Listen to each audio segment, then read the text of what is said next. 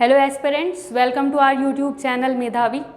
आज मैं आपको 3 मार्कर में जो क्वेश्चन बताने जा रही हूँ वो आपको मल्टीपल तरीके से पूछा जा सकता है। जैसे सीधे सीधे पूछा जाए फंडामेंटल ड्यूटीज़ यानी मौलिक कर्तव्य, या इसकी जगह आपसे पूछा जा सकता है पार्ट 4A यानी भाग 4 का, ठीक है। या इसके अलावा आपसे पूछा जा सकता है आर्टिकल 51A यानी अनुच्छेद 51 का, ठीक है।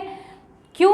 क्योंकि ये जो है वो संविधान संशोधन द्वारा हमारे संविधान में जोड़ा गया, यानी मूल रूप से फंडामेंटल ड्यूटीज़ या मौलिक कर्तव्य हमारे संविधान में नहीं थे। तो ये किस संविधान संशोधन से जोड़े गए और इनमें क्या प्रावधान है, ये आप 3 मार्कर में लिख सकते हो। तो क्वेश्चन ये भी हो सकता है, ये भी हो सकता है और ये भी हो सकता है।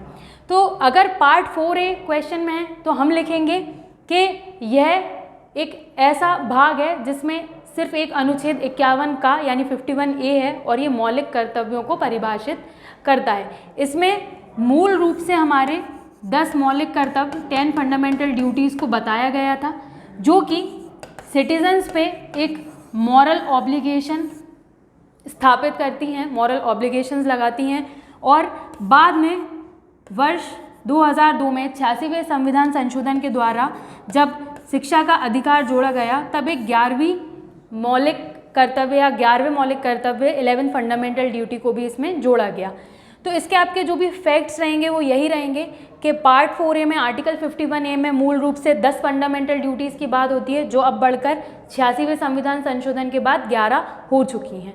और एक और इसके अलावा आप अगर सिर्फ पॉइंट टू पॉइंट फैक्ट्स देखेंगे तो आप यही लिखेंगे मूल रूप से 10 लेकिन अब 11 मौलिक कर्तव्य। यह जो हैं वो स्वर्ण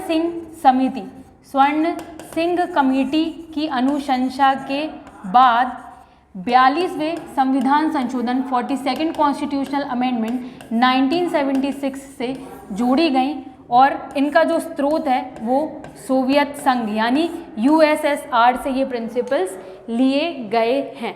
तो अगर आप फैक्ट टू फैक्ट बात करेंगे तो मैं अगर आपको डिक्टेट करूं, fundamental duties added by 42nd constitutional amendment 1976 article 51A, bracket में आप पार्ट 4A भी लिख सकते हैं, अगर छूट जाता है तो कोई बात नहीं।